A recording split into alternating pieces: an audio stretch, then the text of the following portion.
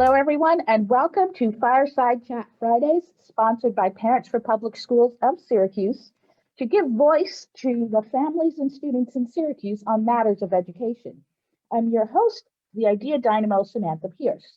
You can join us live on Facebook every Friday at 6 p.m. from Parents for Public Schools page. You can also tune in from Sanchia A. Calendar Inc., Neurodiversity Consulting, and my page, Samantha Pierce. You can also find us on YouTube and on Straight Independent Radio. Now, today we have a couple of guests with us, or at least we're supposed to. My guest, Liza Citron, is here. She is a colleague of mine.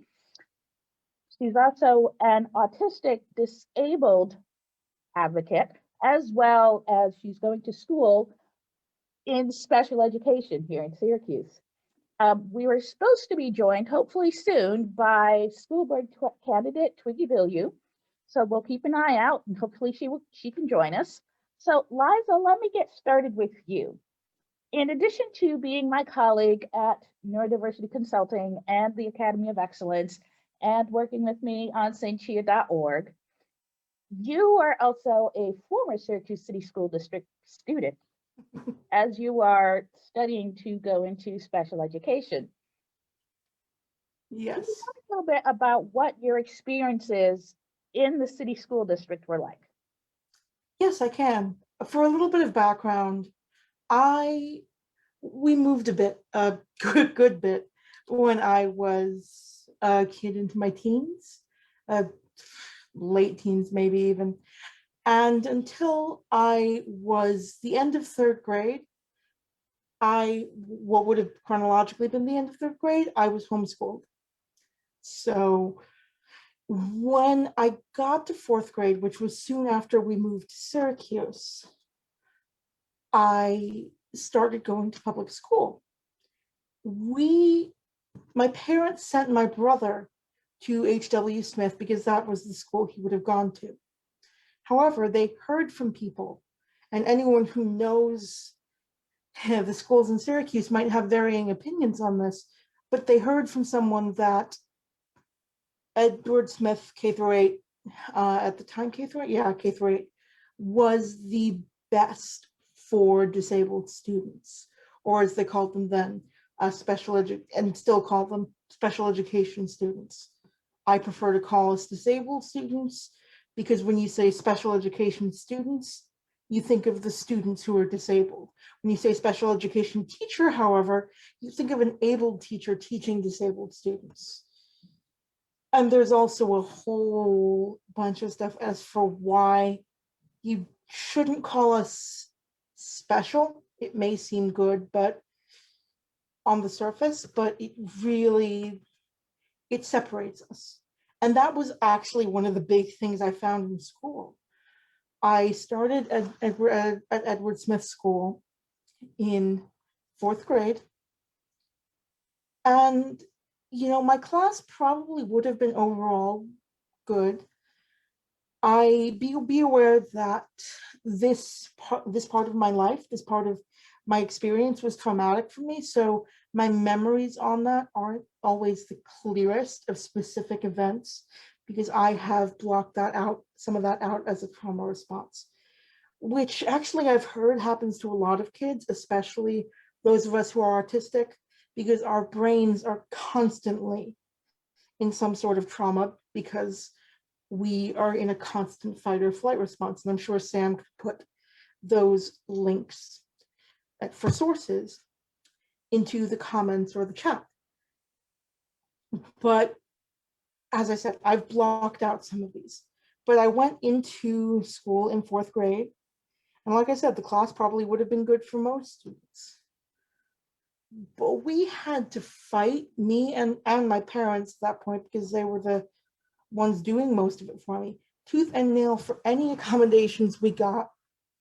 I was lucky enough as a girl to get diagnosed with Asperger's syndrome at age 5, I think was my first diagnosis.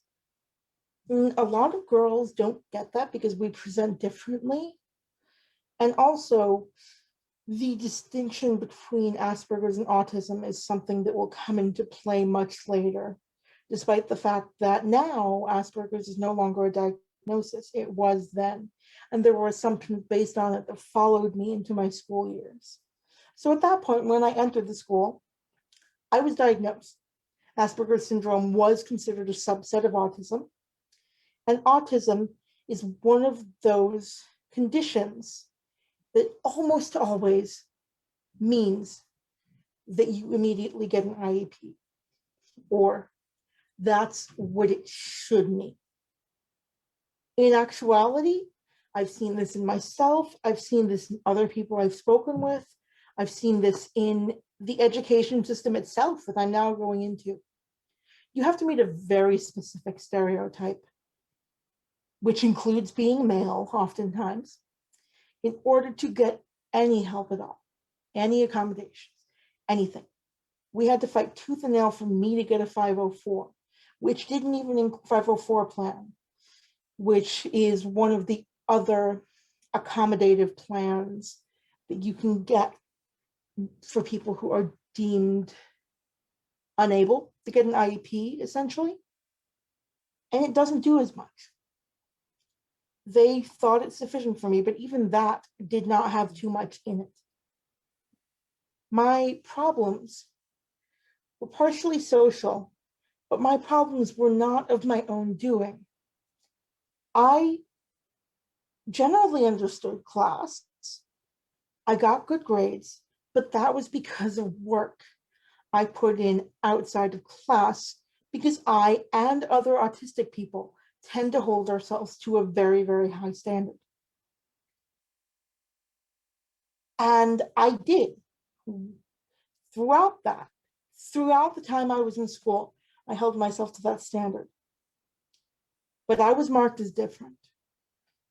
I was the autistic girl. Not only was I the autistic girl, I was the Jewish girl, so I was out of class on certain days. I couldn't participate in social events that occurred on Saturdays. I couldn't do after school stuff on certain Fridays, because if they went throughout the year, they would interfere with Shabbos, Sabbath. They would go over sundown. So I was already singled out in so many ways.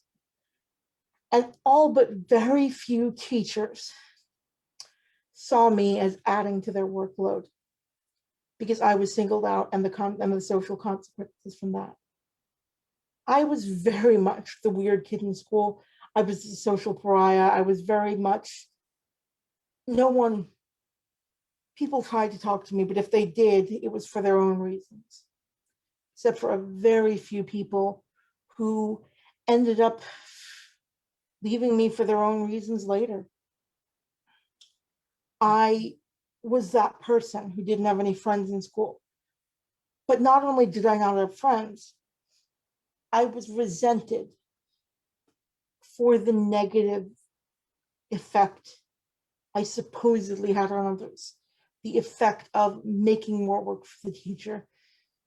I was often blamed for my own being bullied. Like, you couldn't be more normal, you couldn't be more this, you couldn't try not to stand out so much, you couldn't just be like them. Very few people said this outright, but it was clear. It was clear that that was what they expected of me. So not only was I the weird kid, but I was the kid who was outcast. I was the kid who had very few of her teachers like her, because, she was making more work for them, and often they did nothing to stop it. And this is important when we think about the fact that around 40% of neurotypical kids, and I think this includes disabled kids and non-disabled kids, but I'm not entirely certain, report being bullied in school. I have a source for that I can send afterwards. Whereas over 80%, I think it's in the high 80s, of autistic kids report being bullied. That's more than double the amount that neurotypical kids experience. And that can really have an impact on your learning. If you don't feel safe in an environment, you're not going to be adequately able to learn. And we already don't feel safe because, again, our brains are on high alert all of the time, and we're reacting to everything that comes in our way. You might see me being distracted by things, easily distractible, because our brains are on high alert and we have to notice everything, because in the way our brains are perceiving it, everything could be a danger.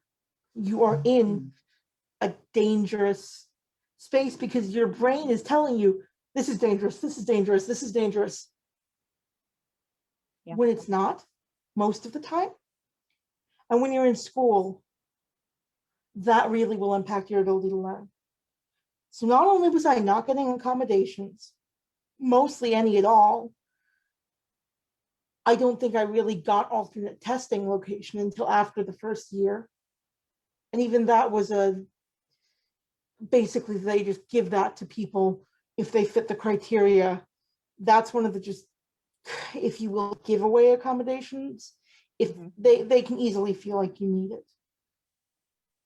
But So I didn't what get I'm to see- hearing is that as a student with disabilities and also a student who is part of an ethnic minority, you had a difficult time Yes. in the Syracuse City Public Schools. And I know we talk a lot about special education and disability. I promise folks that this is not necessarily a show about special education. It is about education, but it's important to note that the quality of education that students with disabilities receives is also a reflection of the quality of education that Education in general. students in general education are getting. So if the students receiving, who are supposed to be receiving special education services are not actually getting those services, there's a good bet that the students in general education are also not getting the educational resources that they're supposed to have. And I have to say, this can correlate with money and the willingness of the parents to pay. Yes, well, that's the obvious thing. Can correlate with money, often does, as we're seeing now. I still have the same experiences when I went to Baldwinsville schools, as a side note. So it's not isolated to Syracuse, but one of our colleagues, I am not going to share his name. I'm not going to share anything because I don't know whether he would want us to. But his parents, I think, were probably, you would call them middle class, and they really fought for him. So his experiences, he had teachers in his corner. He had people who were willing to fight for him. And when we're discussing things, we keep having to make sure to contextualize that as, hey, it's great that you had that, but this does not reflect the experiences of students receiving special education services in general. And this was in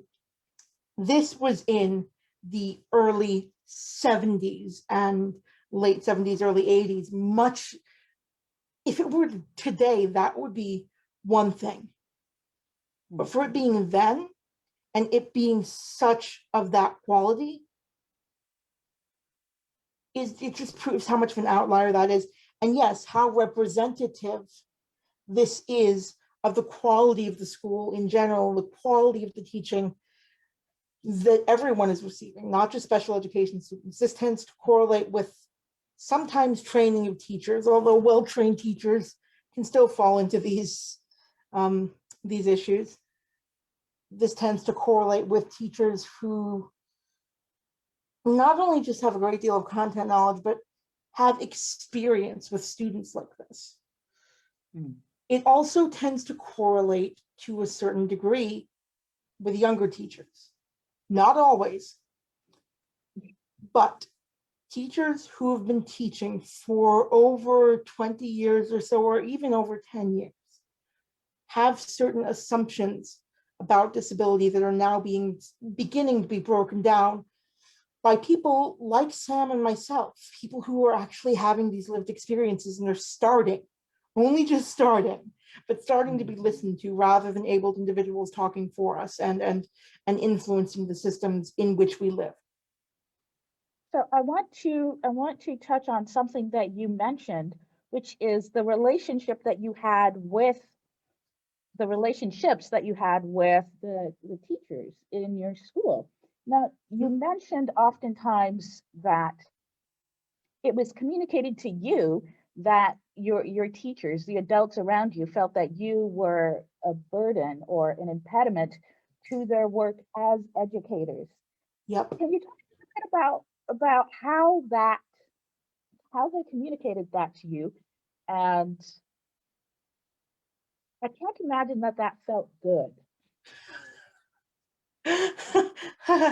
uh, well, needless to say, no, it did not feel good. As for how they communicated it to me, again, specific instances I don't have because that was my response. But I do know that they rejected when I wanted to have conversations with them about the issues I was facing. It was either an I don't have time or I was shooed out afterwards. I wasn't given, a proper amount of time. I wasn't allowed to speak in such a way about my experiences because I was different and I was seen as putting more work on them. And some of this was just clear in their interactions. And I know, autistic people, some people think that we don't understand social cues, but which some of it we may struggle with. But there are times when it's obvious.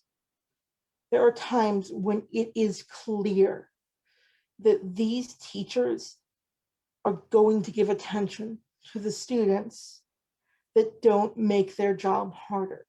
The students that are just the way society expects, because that makes their job easier. Because sometimes teachers don't really teach. They try to sometimes, and especially for special education students who students receiving special education services who often end up getting sent to either the social worker, the speech language pathologist. These additional services are often not about teaching for a lot of students. They're about getting the student to behave and learn in a way that is easier for the teacher and closer to what society expects. And there are good teachers out there. There are good speech language pathologists out there. But it's undeniable that it makes it easier for teachers if their students are in compliance with what society expects. It doesn't make their teaching experience more rich. In fact, it makes it far less so. It makes their teaching experience, it can make their lessons blander and less accessible and just having kids go through it. But it's clear that for students who fit the quote unquote normal mold of society, that makes the teacher's job easier. And that's what they want. And that's what was shown to me. And that's an issue with ABA, which I'm sure we will make a podcast on later. Now, I want to go back to something that you mentioned before you started. And you mentioned that being a student here in the Syracuse City School District was a traumatic experience for you. Yes. And particularly, you mentioned that those interactions, those relationships with the adults around you at school. And Parents for Public Schools of Syracuse, we have done a lot of work around trying to educate the community about trauma-sensitive schools and ways in which the adults in the school buildings can interact with students to reduce the impact of trauma that students may experience outside of school and to reduce the likelihood of the school being a traumatic environment for the students. And one of the things that we know is that a good, solid, trusting relationship with an important adult in a child's life provides a protective factor against the traumas Yes. that they may experience. Now, what you're talking about, what you're explaining here, is that those adults who should have been in creating trusting, protective relationships with you were in fact a source of trauma. And I Mhm. think that is an issue that occurs over and over again in classrooms in the Syracuse City School District. Mhm. And it is so very unfortunate. Now, I know that you know about trauma and trauma sensitive schools and resilience. And I don't want to be the only one talking. So what would have made that experience not so traumatic for you? I have to acknowledge I failed to mention this, but that my experience at home was not exactly the best or where I felt safe. And there's still some question as to whether that was my perception or not. But regardless of what it was, that affected the way in which I interacted at school. Now, we have to acknowledge that while we're on this subject, that trauma sensitivity, autistic kids are, I can't remember the exact statistics. And Sam, I know you've told me you're always correct about this one, but I think it's around 20%, I could be wrong, of students, neurotypical students, reported parents or adults touching them so hard that it left a mark, touching them in such a way that it left a mark on their body. Mhm. For autistic children, this jumps up to somewhere around between 40 and 50%, if I remember correctly, but the numbers don't quite matter. What matters is that it's much more likely among autistic children. And I'm not even going to give the numbers for what correlates to verbal abuse, what correlates to emotional and mental abuse, but those numbers are also around twice as high, if not higher.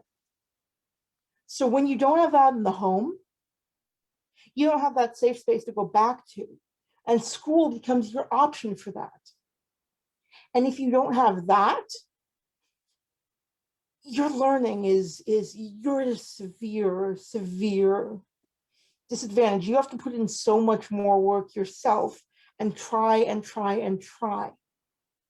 And even then, you don't have a safe space to turn back to. As for the relationship with that one adult, this really, really, really ties into Erickson's stages. For anyone out there who knows behavioral or social sciences, these are stages of social development that children go through. And these theories almost all fail to acknowledge that someone can be at a certain area which may be delayed in one aspect of development, one area, and above average in another.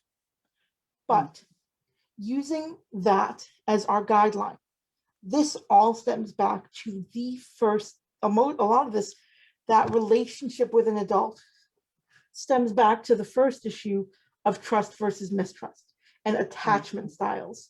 If you don't have this adult to whom you're attached, I yes, don't Sam? mean to interrupt you, Liza, but we do have a couple of questions from the audience for you. Yeah, And sure.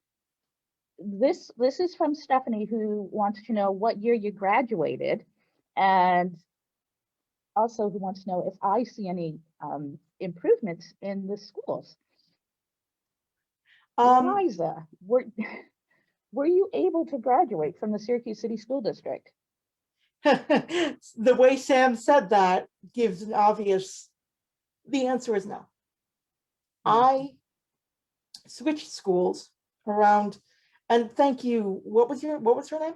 Stephanie. Thank you so much, Stephanie.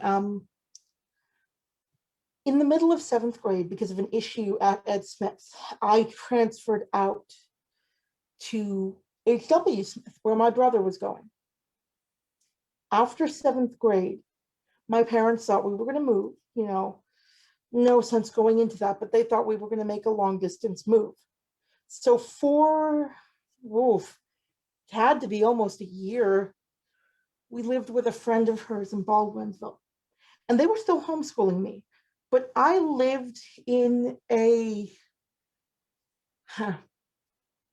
slept and did my work, sometimes upstairs, but sometimes in a room that was the size of a pretty large closet, somewhat large closet.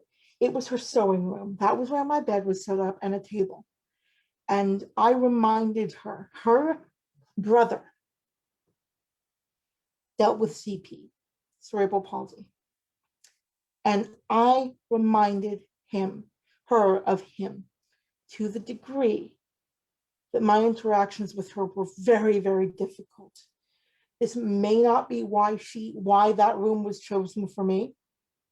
My brother was upstairs, and I think he got a room with a day bed in it, but regardless. Oh, wow, I'm realizing things about this. Sorry. But I was in that room, and I was homeschooled at that point. And this was a woman who entertained a lot. And my mother and she were friends from where they worked. And eventually, my homeschooling, my being in the house during the day became too much for her. And my mother decided to send me to one of the junior high, which went from 6th to 9th, I think, in Baldwinsville. And I had the same experiences there. Finally, by the end of 8th grade, by the beginning of 9th, we had basically decided I was going to be homeschooled regardless. And at that age, I was in a place where I could be self-taught. So I did. And this is going to come into play later. So you had, the way that the Syracuse City School District was structured, was set up, it was difficult for you to continue Yes. your education. And, that included factors about your family and things that were going on in your life that, your family chose homeschooling instead of continuing in the Syracuse City School District. More than anything, I chose it, and I did not end up going to any sort of high school. I did everything homeschooled. And because my father did not get the documents in on time for me to get a certificate of equivalency, what I did wasn't worth much. I had to get a GED, and I know now that if I had tried to come to SU in the first place, I would never have made it. I only got in because I had community college credits behind me. And that's one of the things about kids who don't graduate because they're not served in the school system. And that's a big issue with SU. I was doing a project last semester where we tracked some of the different statistics for the school district. And we have a pretty high dropout rate connected to the systematic racism and systematic poverty we have in Syracuse and other aspects. But our dropout rate is pretty high when compared to other schools. So this is an issue that a lot of students face, not just disabled students. The last statistics we have available, Syracuse City School District had a graduation rate of about 64% or so. The majority of the students who drop out, they drop out before they get to high school. The graduation rate for students with disabilities is hovering pretty steadily at about 54%. And Stephanie, you also asked if I've seen improvements in schools now with respect to understanding trauma and providing those resources and those protective relationships to students who are experiencing trauma in the community and Well, for I know whose that you have school may be a traumatic experience. And I I know have to that say you it's have a a, mixed bag. yeah. It's I know that really you a have a mixed kid. bag. You have a kid who's now 20, so you've seen the different Yes. stages of this because he was in some of this, he was in a lower grade, but he was in some of these same environments as I was. Yes. And in terms of providing those resources to address trauma and to build trauma sensitive environments where students feel safe and where staff feel safe, there's some disconnect. Like, people know that this is a thing that they should do, but it's not really happening. And we live in the era of COVID now, where it is even more important to have those resources available, and they're just not there. Part of the problem is that the district is chronically underfunded and has been for many years. Another part of the problem is that there's this bureaucratic inertia that can't seem to get itself around doing things that directly benefit students. Yep. Yeah, it's frustrating. It's extremely frustrating as a parent who is aware of this information, who's working, advocating for the school district to implement these changes and resources for the sake of all the students and all the families. And it's just, something's not connecting to be putting those resources in place for students and for families. And the representation in the administration does not nearly mirror the percentages that we see in the students. For example, if we saw 20% of students who were Black, we don't have 20% of the administration who are. And oftentimes, this is true of every school district, but I think it's true of Syracuse especially. These people are either put in a higher position as tokenized, or they're put in a lower position to be there for numbers, for the way the district looks. And if you don't have people from the communities from which your students are, from the identities from which your students are, you're not going to understand the unique causes of trauma that they have.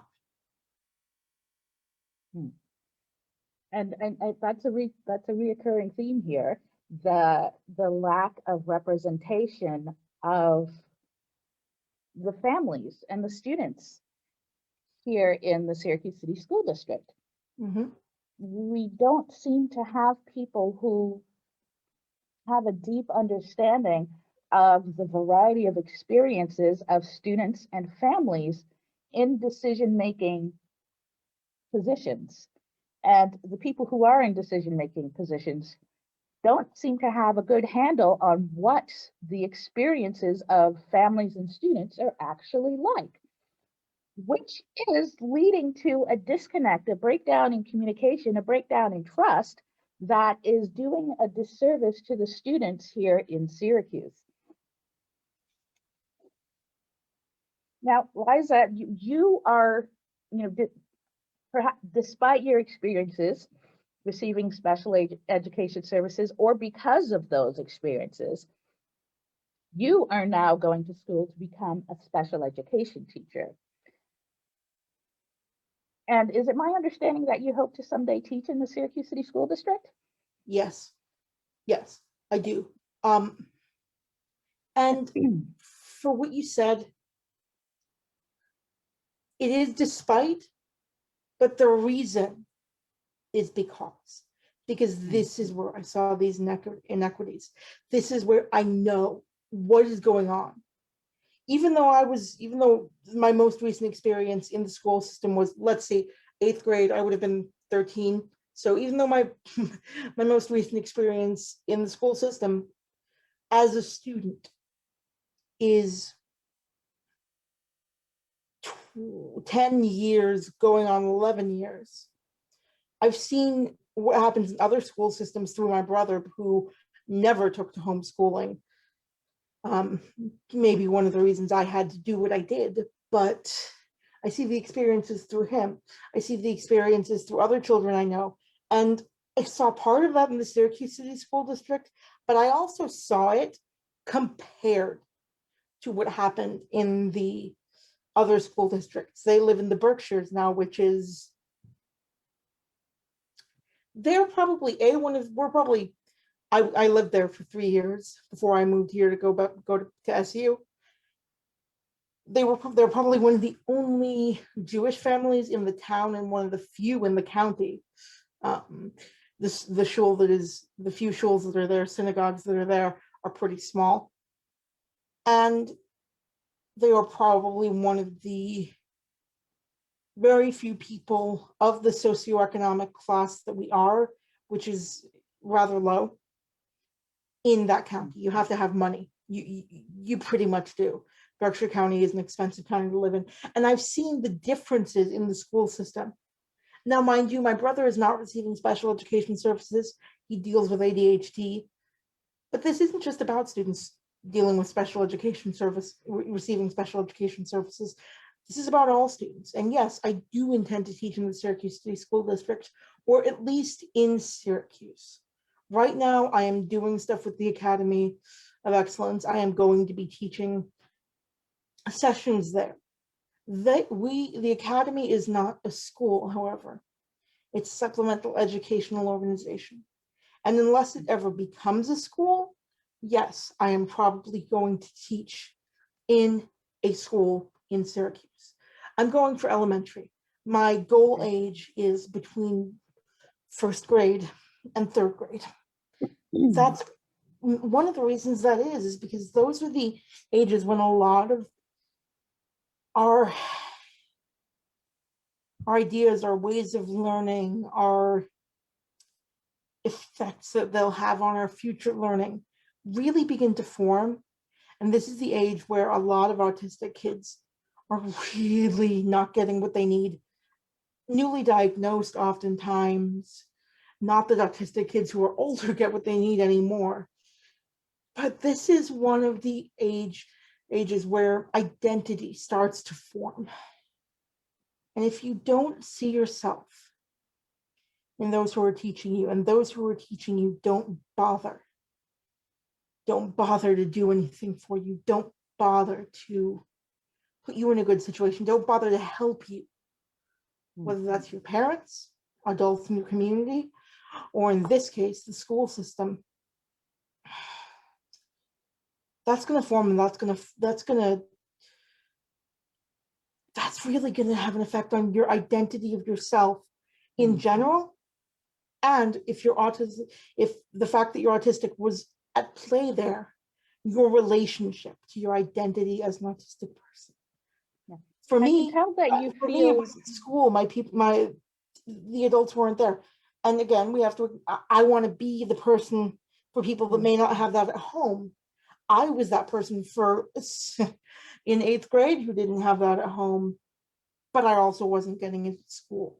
The I adults can tell that you feel weren't there. deeply about this, that it's had a deep, lasting impact on you. And I think your story highlights just how important it is for teachers to be equipped to meet the social emotional needs of their students. Teachers need to be equipped with training. They need to be equipped with support from their administrators, support from district level leaders. They need to be equipped with their own social emotional resources, because teaching is not an easy job. I'm the daughter of a retired special education teacher. This is not an easy job. No. It is not for the faint of heart. Shaping young minds and helping to shape people's identities, as you pointed out, Liza. Yeah. So it's just one of those vexing things that we invest so poorly in public education. The stakes really are high. This is about the shaping of the future generations in the city of Syracuse. We also But have to know, people don't seem to understand and appreciate how important that is. yeah, we also have to note that in the Syracuse City School District, the issue of not having an adequate home life, the issue of not having that safe space at home, does not just apply to disabled students. Yes. That rate increases when you take minority ethnicity into account, not due to anything about the ethnicity, but due to the situations they tend to be in. For example, that rate of abuse increases with lower socioeconomic class. It increases with certain neighborhoods due to that socioeconomic class.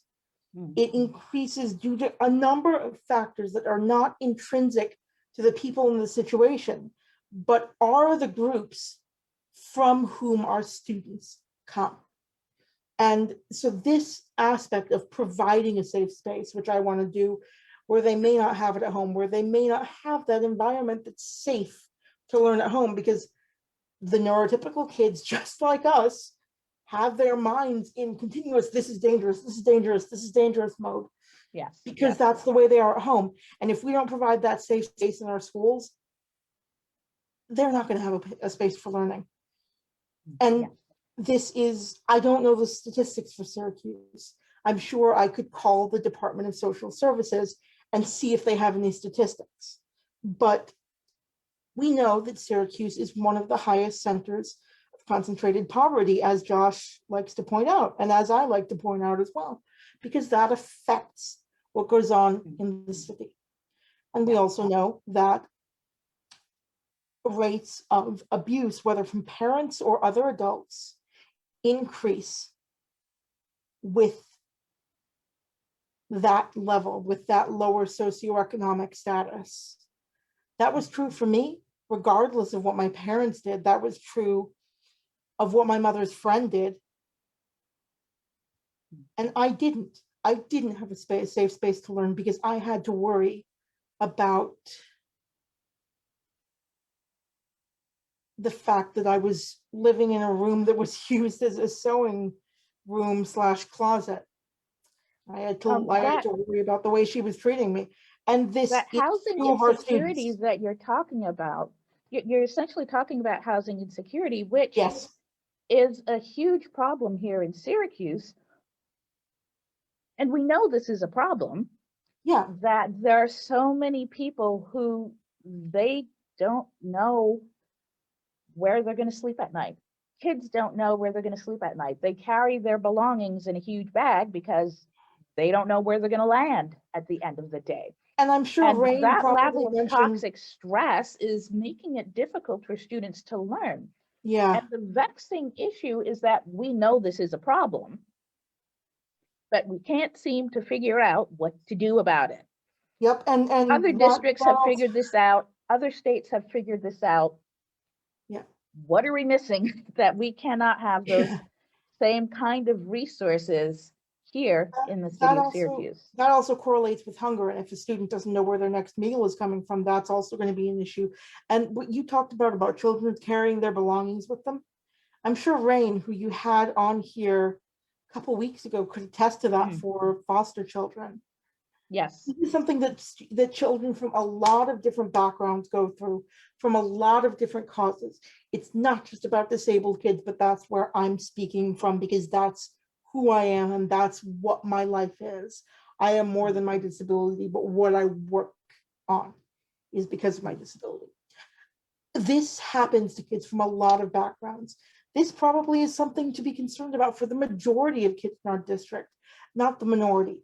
And it's especially present when we compare it to districts around us, like DeWitt, JD, and especially FM. And that is for multiple reasons, but we know that those districts have more money and are able to tend to provide more things for their students. We don't know why that is. We don't know whether it's training, that the teachers are nicer, not nicer, but more willing. It could be because of the amount that they get paid. They're willing to they're willing to do more. But we know that those districts, students tend to have better experiences regardless of their identity characteristics, and we know that those schools have more money to be able to provide things to their students. So And it they are really not a is, majority of the people going through this, which so it Syracuse really is. is an issue of Syracuse City School District, one of the districts in the county with the highest needs. We aren't getting the resources that we need to address the needs of our students and their Yes, families. And again, we know this. We already know, we already know this. We already know that the district is seriously disadvantaged by choices that are made at the state level, by choices that are made at pretty much every level of government, because we don't seem to really value education. We say that education is important. We say that educating children is important, but when it comes time to allocate the funds, something changes. Oh no, this other thing that's a little bit more important. You know, somebody's got to get a raise or something, and all of a sudden, the funding that's supposed to go to our students yep. disappears Well, you're talking every about choices time. of, you're talking about choices of every single level. I mean, we have to Yes, get back to your favorite, one of your favorite subjects, the history and effects of redlining and gerrymandering. yes. And before we get too far afield having that conversation, Yes. because you can see it driving down the streets in Syracuse where Oh, those yeah. lines on the maps were. You can see it in the quality of the houses. You can see it in the size of the lots, Yeah. the width of the streets. Oh, I forgot to mention. How did I forget to mention this? After the 8th grade, when I was homeschooled, we lived around Fayette and Beatty. Anyone who knows Syracuse will know, or at least knows the eastern side of Syracuse, but not into East Syracuse, will know what that area is. There is a very clear delineation there, like Sam was Yes. talking about. And we had issues with our neighbors. Their son was smoking marijuana on our property, but the bottom floor of the house next to us was a family, and the top floor of our building was the rest of the family.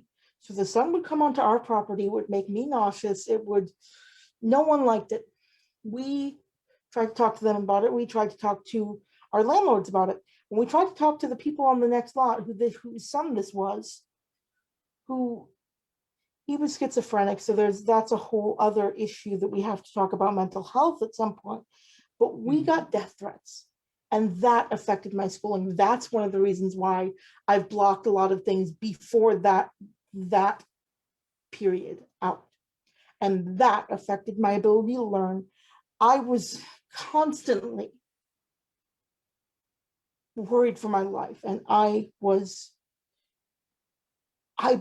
eventually believed that it would happen and someday, and just I'm not going to talk more about this, because if I were, we would need a trigger, and I probably should have mentioned that beforehand. But that impacted my ability to learn, and we were the only white appearing family there. And I don't want to say that that was racist, but it was racialized. And we were still in the same socioeconomic class as they were. We were struggling. I was going through the same things that other students from that environment would go through. We received death threats, basically, going back to that. I lived in that area. I saw what happened. There were gunshots twice a week, if not more. And that is not a space where a child can learn. And that is true of other parts of Syracuse, where you can see those clear delineations. You can see and you can hear what is happening around you. And that is not going to allow a child to properly learn.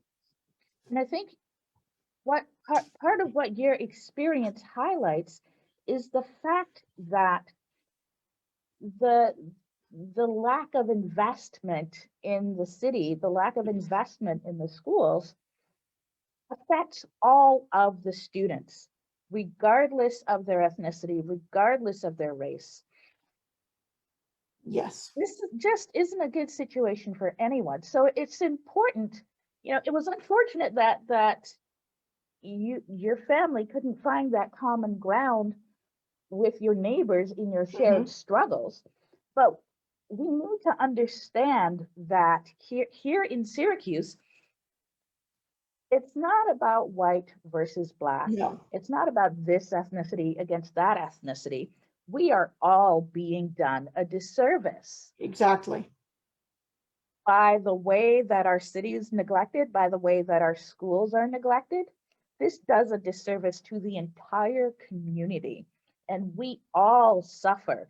And I think it's people who live outside of Syracuse need to understand that Yep. you suffer from this as well. This stuff doesn't just, the rot, the decay, the disinterest, it doesn't just stay here. It spreads. It doesn't end where DeWitt starts. It doesn't end at this street where you suddenly turn into DeWitt or East Syracuse. There's no boundary like that, just like there aren't clear boundaries of cultures, there aren't clear boundaries of any of this. There is not a clear boundary of this experience. If you are in a district that has more money, yes, you're likely to have a different experience. But this does not end where DeWitt or East Syracuse or any of the ones that directly border Syracuse. This does not end where they start. Correct. And I think it's important for us to all recognize that we are all connected, and what troubles one of us troubles all of us. My sisters and I, we have a saying, we've had this saying since we were little girls: you trouble one of us, you trouble all of us. You come for one of us, you're going to get all of us. Yep. And I think that's an attitude that we need to develop here in Syracuse with respect to advocating for ourselves, advocating for our children. And people need to understand, if you disadvantage one group, disadvantage one of us, that disadvantage affects all of us. It doesn't stay cooped up into one little community. Yes. I could keep going, but I probably shouldn't. So it's going to be interesting watching your career as a teacher in the Syracuse City School District, having been a student who was unable to complete your education in the Syracuse City School District because of the lack of resources here in the district, because of the poverty that persists, and because of the unimaginative leadership that can't figure this out. We were under a different administration, but a lot of the bases, whatever, are still the same. The people matter. The difference that people make matters, but the attitude can transfer from one to another, and there has to be a real effort to stop it. You can't grow complacent. I want to ask you, based on your experiences as a student and as a resident of Syracuse, what would you suggest as the beginning of a solution? There are no magic bullets that are going to immediately fix this. This took a long time to create, and it's going to take a long time and a lot of work to fix. What would you suggest as a starting point for how we can begin to correct the dysfunction and just the mess that is what we have for public education here in Syracuse? Oh, that's like you said, that's really 4 minutes. Yeah, I'm going to be able to figure this out in 4 minutes. Sure. I know I'm not, but first I would have to say, in the future, try and gain greater representation. And we're trying to do this right now with candidates for school board, or Joshua Michael King, for whom I'm actually the campaign chairwoman. So, get out there and vote, and you can find him on Facebook. But what we really need to do in that regard is gain greater representation and understand people from these communities. I know that be less divisive seems just, and understand other people seems just like too vague of a solution. Too easy. Yeah, seems too vague of a solution, too easy. It's not. It's very much not. Representation really, I don't know how to fix it, but there needs to be this understanding. There's really this misunderstanding of what education is here for. And that's not just true in Syracuse, but Syracuse is very much exemplary of it.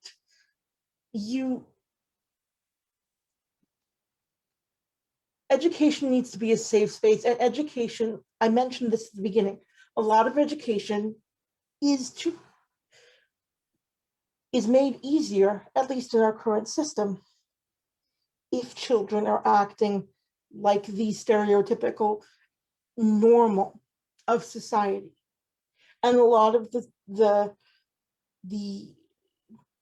time students who do not fit that mold get is to get them to be that way. Sometimes ELL learners, English language learners, ELL students are not getting just English. They are, whether it's explicit or implicit, the message that they often get is that you have to be like the other people. It's going to be easier for you. It's going to be easier for the people you work with. You're like them. Not if you learn. And there's very much an attitude of apathy here. Not if you learn. But if you will go through school, if you are like they want you to be. School everywhere is often not about teaching and valuing the students' experiences and identities. Teaching, sure, but it's often about giving students the message that by teaching them, they have to be like others. And if you're out of that in any way, disability, ethnicity, language, class, you are singled out. It's a fundamental misunderstanding of education, what education is supposed to do. You make a great point when you say that we seem to have a fundamental misunderstanding of what education is for. I tend to think education is for building up the next generation. Yes. I'm not sure how other people are thinking about education, but that's what I think education is for. Yep. Equipping the next generation of people in Syracuse to lead the city of Syracuse. And it's not that a lot of people, it's not you exactly.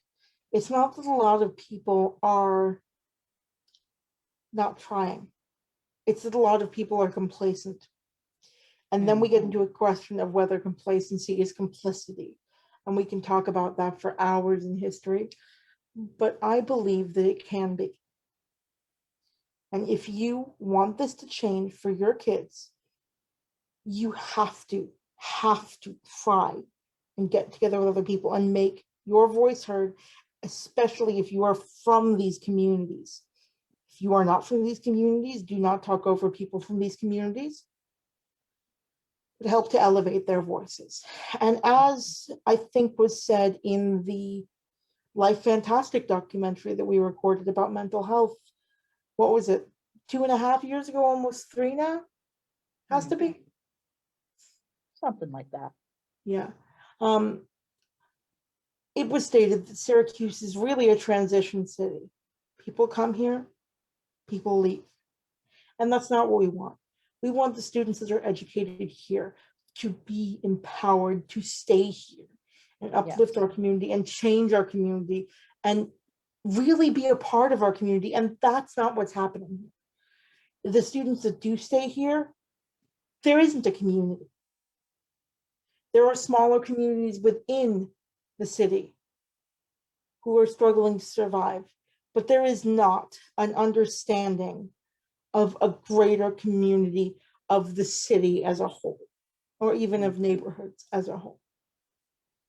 We are out of time, and Liza, I want to thank you for joining us here on Fireside Chat Fridays, sponsored by Parents for Public Schools of Syracuse. And thank you for doing double duty, as our other guest wasn't able to join us. No problem.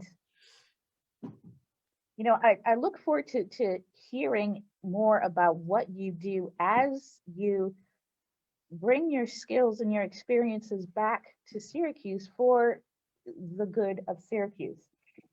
Again, this is Fireside Chat Fridays, sponsored by Parents for Public Schools of Syracuse.